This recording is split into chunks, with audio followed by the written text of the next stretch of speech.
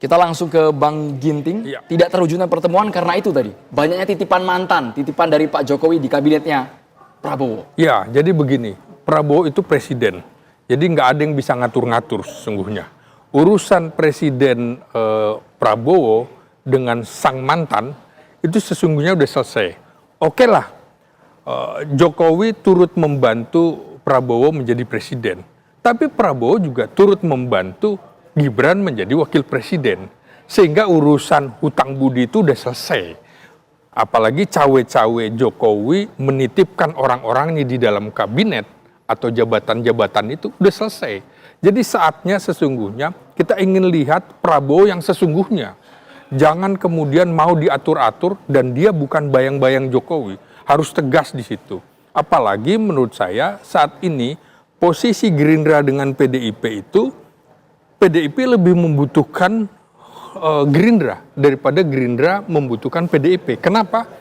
Karena posisi Prabowo yang menjadi presiden dan dukungan penuh di parlemen, ya, sementara PDIP relatif menjadi partai yang kesepian, sehingga PDIP lebih membutuhkan Gerindra atau lebih membutuhkan Prabowo.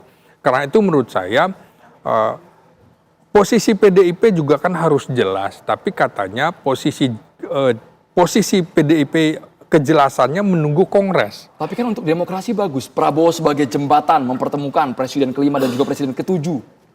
Ya kalau tidak ada masalah. Nah masalahnya ini posisi PDIP yang dalam tanda petik banci di mendukung pemerintahan atau tidak, itu kan efeknya adalah persepsi publik, tingkat kepuasannya jadi anomali. PDIP menjadi partai pemenang pemilu legislatif, tapi tingkat kepuasan publik terhadap PDIP rendah, sekitar 58-53. Nah ini menurut saya juga PDIP harus segera bersikap. Kalau memang mendukung Presiden Prabowo, nyatakan itu. Kalau ingin di luar pemerintahan, nyatakan juga. Karena keseimbangan itu kan tetap dibutuhkan.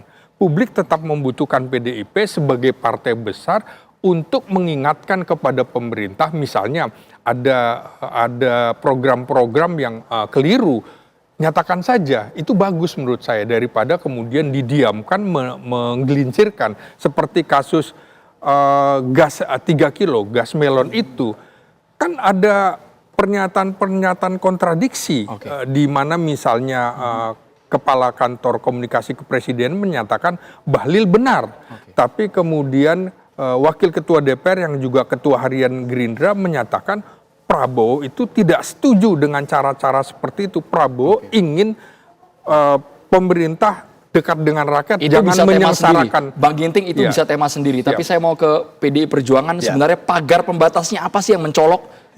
Nggak ada pagar pembatas yang mencolok kalau ini konteksnya hubungan Pak Prabowo dan Bu Mega. Karena sejauh ini pun juga kami berkomunikasi dengan efektif kok. Dan itu terbukti misalnya tidak perlu katakan langsung bertemu. Sekarang saja belum bertemu saja, ada utusan-utusan yang selalu melakukan komunikasi dengan baik itu dari Pak Prabowo kepada kami maupun kami kepada Pak Prabowo, itu terjadi komunikasi yang efektif gitu dengan cara-cara lain. Dalam konteks itu hubungannya baik. Nah, kemarin pada saat pemilu saya rasa Pileg memberikan satu kita clue bahwa rakyat memberikan kepercayaan kepada kami bahwa PDI Perjuangan menjadi partai pemenang Pileg. Dalam konteks itu, maka amanat yang diberikan kepada kami adalah amanat untuk menjalankan fungsi check and balance. Maka dari itu, sampai hari ini posisi kami konsisten, Mas.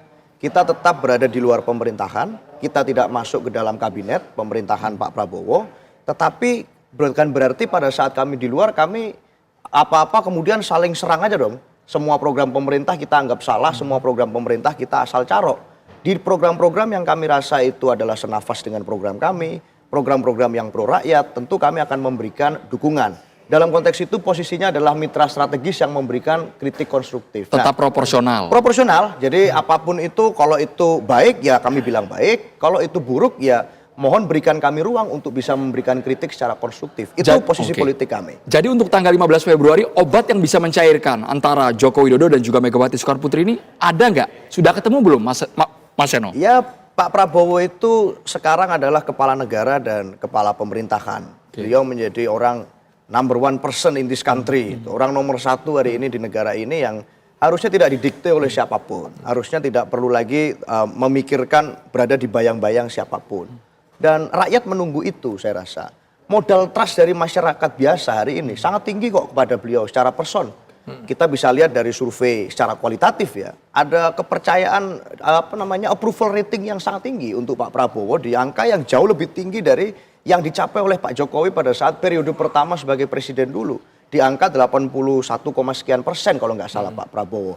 Angka yang perlu dibutuhkan Pak Jokowi bertahun-tahun sebelum akhirnya bisa mendapatkan angka setinggi Pak Prabowo di 100 hari kerja pertama. Sudah melampaui. Artinya buat kami bacaannya adalah ini modal trust dari masyarakat yang sangat tinggi untuk Pak Prabowo bisa menjadi presiden yang mandiri, independen sebagai dirinya sendiri. Dan seharusnya PDIP juga menghormati, menghargai undangan tersebut dengan hadir ke HUT. Kami menghormati undangan tersebut. Masalah waktu nanti kita akan sampaikan kepada Bu Mega. Oke, apakah percobaan, berarti ini percobaan ke-6 ya, Iya. Bung Ginting?